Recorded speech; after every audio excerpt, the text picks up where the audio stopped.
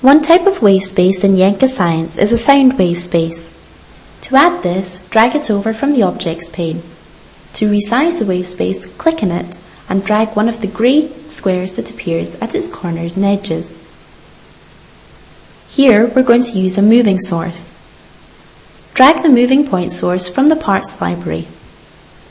The moving source has a handle at its centre which you can use to set its speed and direction. When you release the mouse button, the source starts moving and creates waves as it moves. To stop it moving, drag the handle back to its centre. To reposition it, drag on the orange circle at the edge of the source. It's often easier to pause the model before you edit the properties of a moving point source. To edit the properties of the moving source, double-click on the orange circle to open the Properties pane. Here you can choose a new image for the moving source. We're going to choose a fire engine.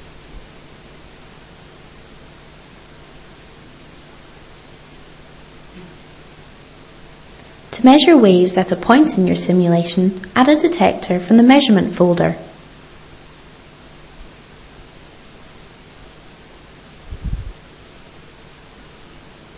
Next, add a graph. The graph can plot data from the position where you've placed the detector.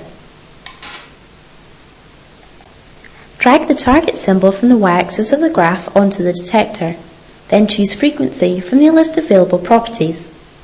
Next, double-click on the graph to open its Properties pane. In the Traces section, choose Show Trace to. This makes a second target appear beside the y-axis. Drag this onto the fire engine. This will plot the wave frequency observed at the fire engine. Finally, give the fire engine moving source a velocity and start the simulation.